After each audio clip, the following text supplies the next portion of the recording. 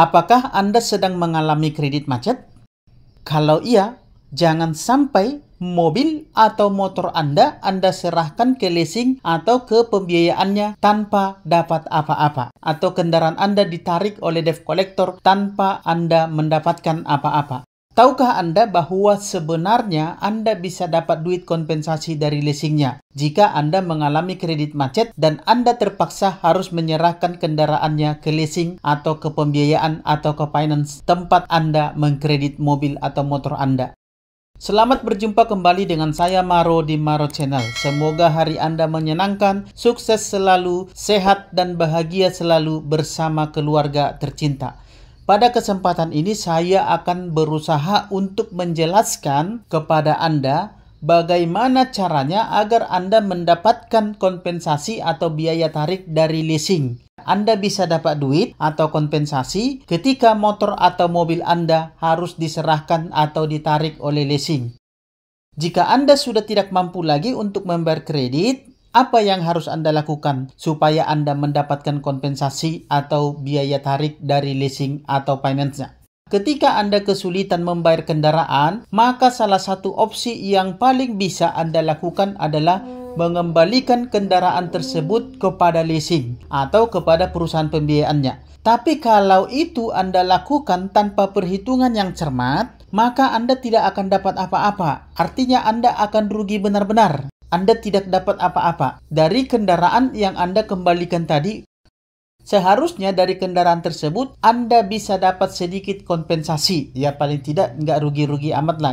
Atau Anda bisa dapat duit dari kendaraan yang Anda kembalikan. Tapi tentu saja itu tidak bisa sebesar uang yang sudah Anda keluarkan untuk DP dan juga untuk membayar angsuran mobil atau motor Anda selama ini. Misalkan nih, Pak Maro, saya sudah mengeluarkan DP dulu sekian. Misalkan contoh nih, ini contohnya mobil.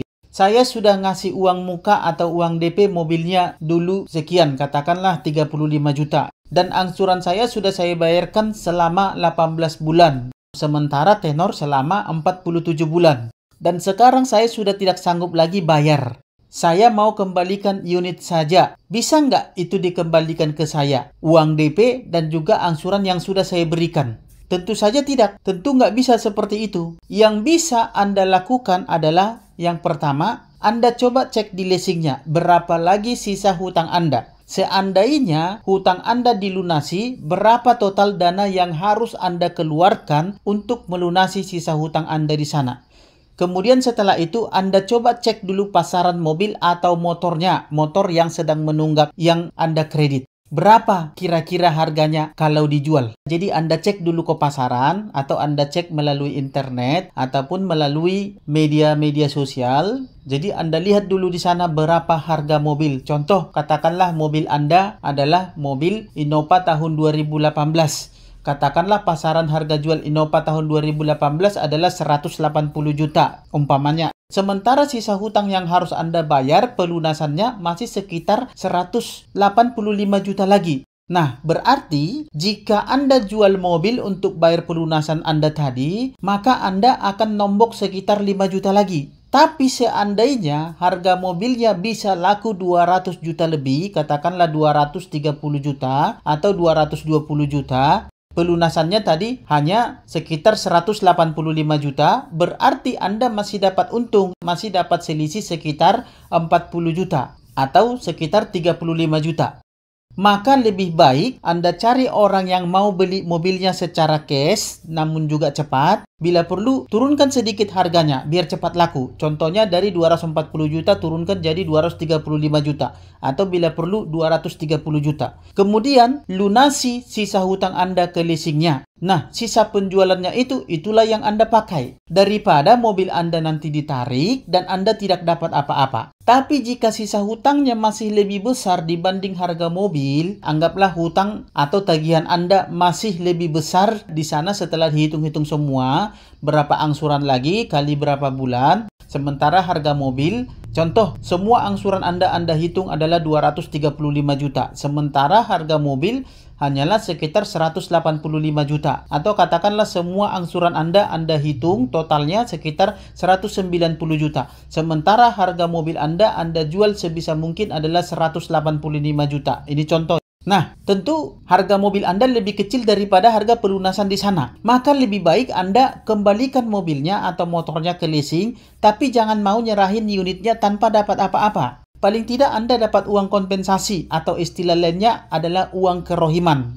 Bagaimana caranya? Nah, begini caranya. Anda telepon leasingnya atau Anda langsung datang ke leasingnya, temui head kolektornya. Katakan ke head kolektornya, katakan begini, sekarang saya sudah tidak mampu lagi untuk melanjutkan kredit mobil saya ini atau motor saya ini. Tapi saya tidak mau menyerahkan kendaraan ini secara cuma-cuma karena saya sudah habis banyak untuk bayar mobil atau kendaraan saya ini, termasuk DP-nya juga. Ini sudah jalan lebih dari 1 tahun angsuran. Contohnya, kendaraannya sudah saya umpetin.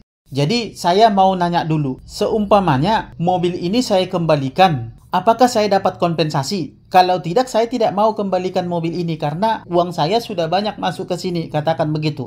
Lalu kemudian nanti debt kolektornya itu akan berembuk dengan para debt kolektor yang lain, lalu mereka mungkin akan menawarkan kepada Anda uang sekitar 10 atau 15 juta atau bahkan 5 juta. Katakan kalau segitu saya tidak mau. Tapi kalau seumpamanya misalkan saya dikasih 20 juta, ini untuk mobil. Mereka tawar itu mungkin sekitar 10 atau 15 juta seperti yang saya katakan tadi. Anda adakan penawaran lagi. Intinya Anda adakan penawaran sampai Anda ketemu di nilai yang disepakati. Tapi Anda jangan berharap juga terlalu besar atau terlalu banyak. Sebagai informasi bagi Anda, uang penarikan mobil itu berkisar antara 10 sampai 30 juta. Jika Anda minta 20 juta, itu kemungkinan kecil mereka mau ngasih. Paling mereka mau di 15 atau 10 juta lah, sampai 15 juta. Kalau bisa naik sedikit di antara 15 juta. Nah, Anda tawarlah di antara itu.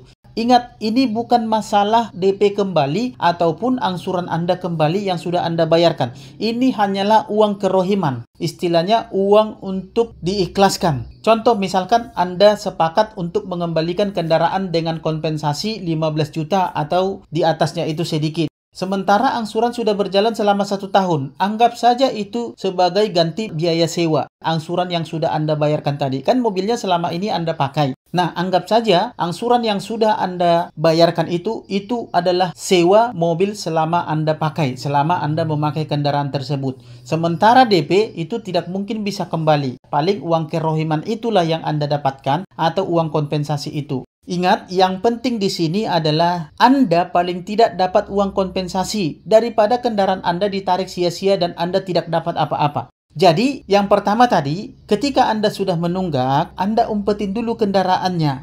Setelah ada kesepakatan, setelah Anda datang ke kantor tadi atau Anda hubungi debt kolektornya, sebenarnya sih lebih bagus head kolektornya.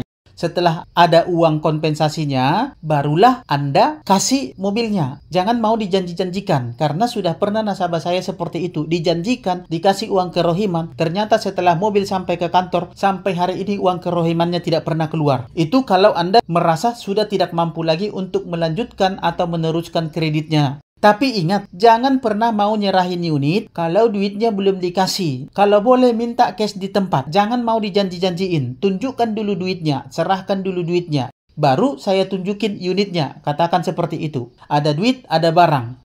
Seperti yang saya sudah katakan tadi, dulu juga saya pernah ada nasabah saya seperti itu. Nasabah ini dijanjikan akan dikasih uang kerohiman atau uang kompensasi. Sampai pada hari ini tidak pernah ada. Jadi para debt collector ini, mereka ini banyak janji-janji, banyak bohongnya. Jangan mau diperlakukan seperti itu. Kalau katanya, saya akan melaporkan Anda ke polisi bahwa Anda telah melakukan penggelapan. Silahkan, katakan begitu. Jangan takut Anda dilaporkan ke polisi. Sebab dalam hal ini tidak ada urusan polisi. Kalaupun Anda sampai dilaporkan dan Anda disidang, mobil kan ada. Anda tidak akan masuk ke dalam ranah pidana. Mobil Anda umpetin itu mobil Anda sendiri. Anda tidak akan bisa dikatakan penggelapan kecuali mobilnya benar-benar Anda jual atau Anda berikan kepada orang lain. Jadi seperti itu. Sebagai nasabah, Anda harus bijak, Anda harus paham, Anda harus tahu tentang hukum atau perundang-undangan yang mengatur leasing, perbankan, dan juga pembiayaan lainnya. Dan bila perlu, hukum-hukum yang mengatur tentang pembiayaan, perbankan, dan leasing itu Anda harus benar-benar pahami supaya Anda mendapatkan hak-hak Anda, supaya Anda jangan dibodoh-bodohi atau ditakut-takuti atau diteror oleh para debt collector. Kalau Anda paham itu, Anda tidak akan bisa dibodoh-bodohi, ditakut-takuti, dan diteror oleh para debt collector. Nah, yang paling penting itu adalah ketika Anda paham hukum-hukum tersebut, Anda bisa memaksimalkan apa yang seharusnya Anda dapatkan. Jadi, saya meminta kepada Bapak Ibu saudara-saudara sekalian, Anda harus paham, Anda harus kasih waktu, Anda harus kasih perhatian Anda untuk menonton video-video saya sebelumnya yang sudah saya share, yang sudah saya upload di YouTube ini, supaya apabila suatu saat nanti Anda mengalami hal yang demikian, Anda sudah mempunyai pengetahuan atau paling tidak pedoman untuk memilih jalan terbaik, untuk melakukan hal terbaik sesuai dengan hukum dan undang-undang yang berlaku di negara ini, sehingga Anda tidak dirugikan hak-hak Anda secara hukum maupun Anda dibodoh-bodohi, apalagi Anda dijadikan jadi sapi perah. Karena ada beberapa debt collector ini yang nakal. Mereka bilang mereka bisa menahan supaya mobil Anda tidak ditarik, tapi dibayar dulu sekian, atau dibayar dulu setengah angsuran, serahkan ke kami. Tapi pada kenyataannya itu tidak pernah. Setelah mereka pergi, datanglah debt collector lain lalu mengambil unit Anda. Jangan mau seperti itu. Ada juga yang mengancam bahwa Anda akan dilaporkan ke polisi. Jangan percaya, itu tidak bisa. Mereka tidak punya hak untuk melaporkan Anda ke polisi. Jadi intinya, pahami hukum, peraturan, dan undang-undang yang mengatur leasing, perbankan, dan juga finance. Semuanya Anda harus pahami supaya Anda jangan dibodoh-bodohi atau ditipu atau bahkan dimanfaatkan oleh para debt collector yang tidak bertanggung jawab. Baik, itulah materi yang bisa saya sampaikan pada sesi kali ini. Semoga bermanfaat bagi Bapak Ibu. Dan akhir kata saya ucapkan salam sahabat.